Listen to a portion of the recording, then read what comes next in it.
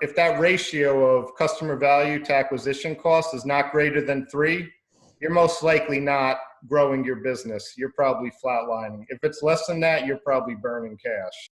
We are back with another episode of the Cold Start Project, the podcast about the unexpected challenges of scaling. My guest today is John Garuti III, 123, and he is running a brokerage called Digital Acquisitions. And I wanted him on because he and I have run into each other and then talked to a lot of the same people and whatnot, and discovered that there are a lot of misconceptions or just things business owners don't know when it comes to selling their business. And I thought, well, if I have John on, he can explain what these common issues are and what to do about it ahead of time. You need to do this ahead of time, folks, so that you don't get surprised by a really low valuation for your business. So, John, thanks for being here. Yeah, it's a pleasure, and happy to drop some knowledge on your audience. You bet. Well, let's do it. Okay, so tell us about a typical experience that where a business owner comes to you and they're ready to sell. What happens? What do they find out that maybe they wouldn't be too happy about? Yeah, so typically I think the biggest challenge is a lot of them come in thinking their business is worth X when it's nowhere near close to X. For example, the other day I had somebody who's got a great company so far. They're 1 year in. They're doing about $100,000 revenue, and he thinks his business is worth a PE ratio of 8 to 12. And I said, well, slow down. PE ratio, you're talking about a stock market valuation right now. No, not happening. I think a lot of people are really out of touch with current market valuations, and I think that's why, as you kind of touched on to begin the podcast, you need to really build a plan. I think a 3-year plan is where you need to start, because you need to understand what your real valuation is today and then figure out how you're going to get there 3 years down the road. Okay, so a business owner should not really be deciding today, I'm going to go to a business broker and try and sell my business. Right. So I think part of this comes from, knowledge. What I see is a lot of people compare themselves to those, this is like our media in the country, right? They're always glamorizing the unicorn stories, like, companies that do get 8 and 10 times revenue. That's out there for sure. The challenge is 95% of actual business transactions are private. And so the people closest to those private transactions are the business brokers. Like, we're in touch with modern day valuations. And I think, there's not too much out there in the public sphere. All you see are these glamorous valuations that people wind up getting. So they're comparing themselves to that. But, that's not reality here. So that's a big issue. Absolutely. Okay. Let's get into what reality is then for the small to medium business owner. You have a minimum. What's the minimum EBITDA so that people qualify to work with you? Yeah, so to qualify work with Digital Acquisitions, it kind of starts at $100,000 EBITDA, but really we should be using seller's discretionary earnings there. Mm-hmm. Any business that, I'd say a general rule, if your business is going to be valued at $5 million or less, we're going to kind of drill down to what your seller's discretionary earnings is, which in simple terms, that's, what you as the owner take from the business, your salary, the profits of the business. If you have any personal expenses you're running through, like your cell phone or maybe a car expense, that's what I want to figure out, number one, because we're going to base your valuation off that. If you're a larger business doing 5 million if you're going to, if your valuation is going to be 5 million or more, then yeah, we're going to drill down that EBITDA number, which at the end of the day, you should be relying on an accountant that knows these numbers, to figure out what that metric is. Okay. So you're saying start at least 3 years ahead of time. So that means that person who came to you with a 1-year business probably shouldn't have been thinking about selling yet. Yeah, I think so, because when I think people all of a sudden want to sell their business, they usually are typically very disappointed in what their business is worth today. People are going to pay you what your business is worth today. So I've been working on this more and more as I get involved in brokering, and I like to look at it as reverse engineering your exit. Mm-hmm. Okay, so talk to us about that. Now, you're focusing on software as a service firms? Yeah, That so could be we anything. specialize in SaaS. We do work with e-commerce, marketing agencies, really any online business. But yeah, our focus is SaaS. So in terms of, to get into reverse engineering the exit, what I like to ask people, and I can give you an example because I just had this conversation yesterday. So I will ask them, what do you want to walk away with? Let's start there. Okay, you want to, so this woman I was speaking to, she had a software business. She says, I want to walk away with $500,000. Okay, great. So let's now extrapolate like everything else that's involved. So you want 500K, let's add on the brokerage fees, Mm-hmm. which most online brokers, it's about 15%. And I'm just saying this conservatively. So you've got brokerage fees, right? Let's also talk about, you're going to have some escrow fees, right? So right there, if you want to walk away with 500, now you need to sell for 600K. You're going to have lawyer fees, tax fees, which I'm not an expert on, but you should certainly figure out if you qualify for capital gains. Mm-hmm. So when you add all that in, let's say you do get capital gains, which is about 20% in America. You need to sell your business for probably about $725,000 to walk away with 500K. So now if you need to get to a 725K valuation for software as a service right now, I'd say the median range of a multiple of your SDE is going to be about a 3.5 to 5. So if we go on a conservative basis, let's divide 725 divided by 3.5. That's where your SDE needs to be at. Okay. Sounds good. And so for this woman, she needs to double her business. Right. Doubling your business in 1 year is very tough for a lot of people. It's doable, but if you look at this over 3 years, that's probably way more feasible, right? And so that's why I say, you should be looking at this at least 3 years out, thinking about what you want and, deciding what it's going to take to go there, right? And that's where, I like to try and partner with people like yourself because your service is, what can help people get there. Mm-hmm. Right. Yeah. Like in order to get that double the sales, you're going to probably need to double or quadruple your marketing activity. And there's a cost associated with that. And you need to make sure your market can handle that. Does it actually have the customer base to do that? Or maybe you got to open another office in a neighboring town or something, right? You might get exhausted. And this is something that I found over the years is most people really don't understand their numbers and could really use some clarity in that area. So let's talk for a moment about what things can help raise the valuation of a business, John. Yeah. Other than just earnings, right, and sales revenue. What else? What other factors go into raising that valuation? Well, if we're talking about SaaS, I'd say, your top 4 things are going to be your age. Any business that's 3 years or older, that's typically, you're more proven, right? So that helps. I think you need to look at the growth. Obviously, if you're growing at 20, 30, 40% and sustaining that year after year, that's going to help you. I think a lot of people, and this is the worst time to try and sell your business when you have that drop in revenue. That is like the ultimate valuation killer. I think if you had one variable to look at that's going to give increase your valuation, it's that growth. Not just your revenue growth, but your profit growth. And then I also like to look at the market trends. I mean, there's markets that are, still hockey sticking, and then there are other markets that are flatlining. Right. If you're in a market flatlining, people are going to be less inclined to try and get into that. Yeah. So sell on an up note if at all possible.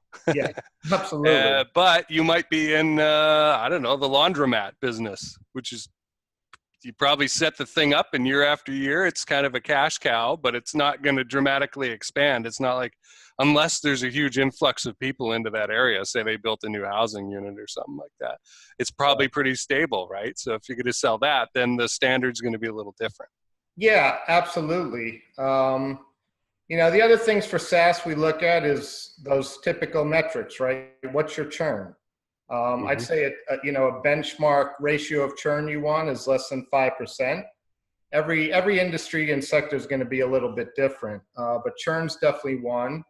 I also want to know what your customer acquisition cost is and lifetime customer value, right? If that ratio of customer value to acquisition cost is not greater than 3, you're most likely not growing your business. You're probably flatlining. If it's less than that, you're probably burning cash. So that's very important. The other things are a little more, not so quantitative, but qualitative, right? There's a thing called the Switzerland structure. That deals with how much an owner is involved with the business. This is something actually that just came up. A great business. It's 2 owners who run the whole business. Everything, all their work is outsourced. But what's killing their valuation is that these guys are integral to the business. This business can not run without these 2 guys. So you got to think, a buyer coming in, he's thinking, I got to replace these guys. That's not easy. That takes time. That takes money and resources. So your valuation's going down. If you have a business where you're like, I do 10 hours of work per week, and I've got X amount of managers who just report to me and execute my vision. I mean, that's perfect, because that's easy for another buyer to come in, and there can be a pretty swift transition plan in that scenario, and that's going to drive your valuation up. Okay. And just 2 other things is, I think, very important, especially for online businesses, acquisition channels. One thing, like, I hate and love drop shipping businesses, because most of the guys who do it and do it well, they can make great money, but those businesses are worth nothing because they're doing it all with paid advertising. One acquisition channel. That's risky for a buyer coming in, because they're going to be like, if I can do that as good as you, why would I pay you multiples of your monthly, earnings for that? So ideally, you want to have 3 to 4 acquisition channels, with none of them being over 50% of your revenue. Is a good way to look at it. And also, you should understand the metrics with each of those acquisition channels, because that's something you can present to a buyer. Maybe somebody coming in is better at paid or better at affiliate or whatever the acquisition channel is, and they can see that as an opportunity. So that could be attractive when presenting your business. Right. Yeah, and I'm going to second your point about separating these different metrics of each acquisition channel. That is a mistake that I see a lot, is small business owners trying to jam all their distribution channels, their acquisition channels, into one thing. And they pollute the waters, right? It's hard to tell, is this one better than that one? And they just come out with this homogenous customer acquisition cost. And it's not true. It's different for each channel that you're using.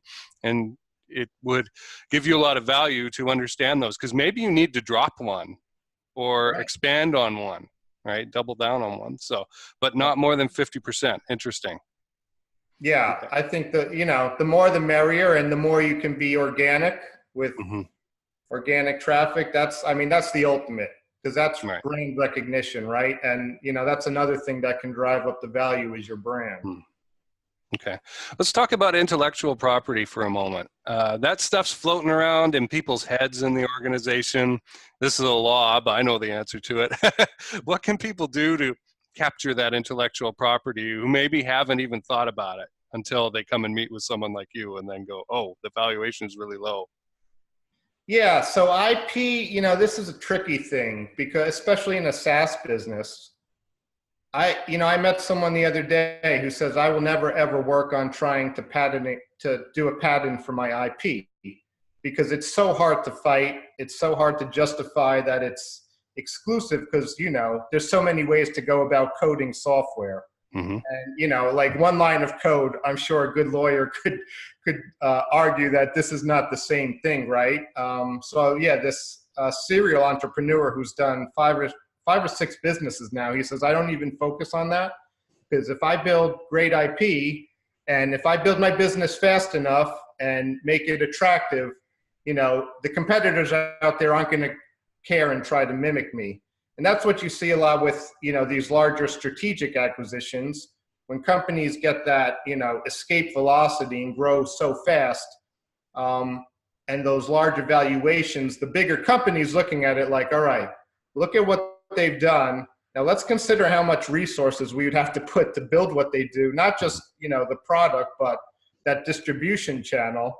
If we can take this and just apply it across our distribution channels and still make the ROI, it's worth it to pay a premium on this. Mm-hmm. That's where those unicorn valuations come in. Those larger companies, they know they can get their return on investment, and that's why they're willing to pay 8 times revenue and whatnot. So IP, yeah, it's for the most small businesses, honestly, it's probably not going to factor in, but it does. So hard to say, to be perfectly. All right. But they need to have that stuff written down is the important thing here, right? Extracted from the people who have it in their heads and use it every day. We get it written down into processes and documents, videos, that kind of thing, right? If it isn't recorded, it doesn't really exist.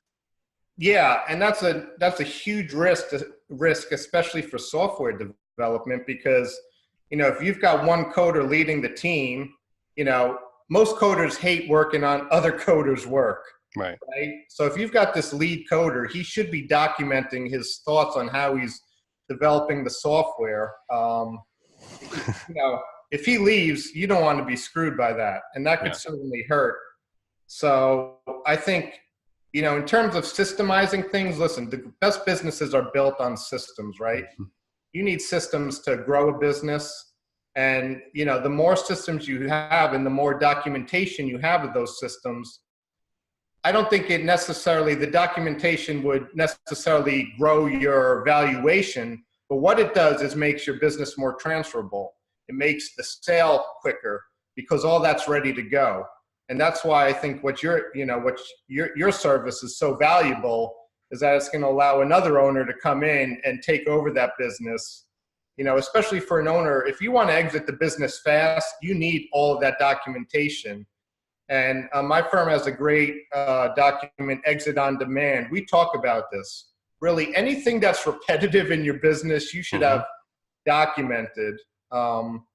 And I'm not sure if you ever read that book, Built to Sell. But it's like the McDonald's thing, right?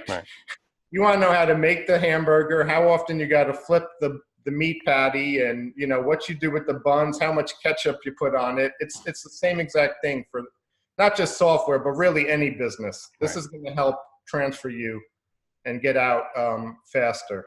Right. So when you're getting ready for an exit, you want to systemize things. You've got a number of areas you want to systemize listed in our notes here. Let's cover them real quick. I'll let you talk about these things. Yeah, so really, number one, as we touched on, the product development. That's a big one. Product development, software development, and really everything in your business, your sales and marketing processes, your customer success processes, your administration, your financial management. The more the merrier. There's nothing that you shouldn't document. Let's put it like that. All these systems should be in place and documented. Because that goes back to building the system, right? How do you train people? If you don't have these systems in place and documentation, that makes your training harder. That makes your onboarding harder. That's more money. That's resources you're wasting. Right. Yeah, and the more these are written down, the bigger the clarity you've got on it, and the easier it is to hand it to the new owner, and the owner to go, oh, okay, this isn't that bad. I get to go implement this now, right? I understand it. Whereas if you don't have it and it's in Mary from HR's head, what am I buying? Yeah. What have I got if I do buy it, right? We're not so sure. So anything repetitive and something that maybe, even if it doesn't seem complex to you, should be documented. I have a document for this podcast. Right? Right. I've got a process written down for how I do it, and if I wanted to have somebody else run the whole thing for me, I could just hand it off to them, and they would go, "Wow, this is easy." But if you're having to figure it out again, time after time after time, even if you, as a participant in the business, do it again and again, you're still figuring it out from scratch every time, and that's just not efficient. And I think you just hit it. Like, the validation is if you can hand a document to somebody new, knows nothing about your business, and can just read it and then go execute it, then you've done it right. Right. And one final thing here you've got is isolating personal expenses from business expenses. Talk to us about commingling and how bad that is as an issue. That's certainly, listen, anybody coming in to buy your business, they want to know about every single expense that shows up on your P&L. And you have to prove, that this is personal, this is business. So how do you do that? Again, it comes back to documentation. Because this is also a larger, this goes back to also figuring out and drilling down to that seller's discretionary earnings, right? Personal expenses, you can add that back to increase your valuation. But how do you prove that? If you're going out and having lunches and whatnot on the company's behalf, like, you better save that receipt and write a note on it that says this was personal. The other thing to kind of touch on this a little more, what I see too is a company that, it's a larger parent company, and then they have multiple assets. Maybe they have two different software products, right? And so they want to sell one software product. So now my first question to them is, how do you prove what resources you're using for product A and what resources are going to product B? Right. Because, like, if you have shared labor in that instance, like, that's very challenging to prove that, hey, employee A spends 70% of his time here and 30% of his time here. It's like, yeah, how do you prove that to me? Unless you're, doing time management, time tracking with your employees, like, how else can you prove that? So somebody's going to fight you on the valuation. So again, that systemization and documentation is so important so you can get that maximum valuation. Okay. And again, we've seen plenty of examples of folks who have gone through 20 years of owning a business and then go to sell it and they don't have anything documented. So it's kind of like planting the tree. The best time to start documenting is 20 years ago. Maybe now, today, is the next best time. No, that's 100% correct. You should start this today, because this will help you. I talk to a lot of people who are not even thinking about selling the business right now, and that's fine. You as a business owner will know when that time is right. But there, this systemization and documentation, you can start that now. There's nothing to prevent you from starting that now, and this is only going to serve you down the road, because you don't want, like, for me and my family business, it took us 2 years to sell the business. And this was one of the things we had to do over and over, go back and document everything. And we actually were about 50% of the way there when we started our negotiation, but we spent a lot of time getting back into this. So it's, I think, for the business owner, you should be relying on the employees that do that work every day to build these out for you. It's not much work. They can do it as they're going along. Take screenshots, simple PDF documents. That's all it is. Yeah. It's not, some satellite network high-tech thing. It's a habit more than anything. All right. So, John, who should be approaching you? Who is the best kind of person? What position are they in to be getting the most use out of you? Yeah. I mean, if you're a business owner, a founder, we work with any online business. So I'm happy at any time to give you a real valuation today, and, at a high level, talk about some strategies and, what you can do now to start preparing for that exit down the road. And even for me, I'm trying to be like a full cycle resource for people. So I'm working on all those connections, people who are experts in, systems and documentation like yourself, people who are sales and marketing experts in, whatever it may be, SaaS, Amazon stores. For me, I want to do my best to help you along your journey so that when it does come time to do an exit, we're prepared and ready, and I can do my best for you to get your business sold fast. Because the last thing anybody wants is to, be drawn out in a negotiation for years on end. That sucks. I did that, and that's emotionally taxing. So let's get prepared now. Let's get everything lined up so that when the time comes and you're ready, we can do this, execute and hopefully get your business sold within, 3-4 months. That's pretty fast. Okay. So our objective today has been to educate you, the business owner, about what it takes to get a good valuation for your business and a quick sale, which, as John has said, is going to take about a season. Let's get that real, right? But to get the number you want, you're going to have to probably reverse engineer it, and you should start beforehand. Begin, build the ark before the storm, right? Get that money target up there and start building backwards. And guys like me can talk to you about how to build that out. What kind of lead generation process do you need to support that money target at the end there, right? And get these systems and processes all documented up. All right, John, what can people do to get a hold of you if they are ready to begin talking to you?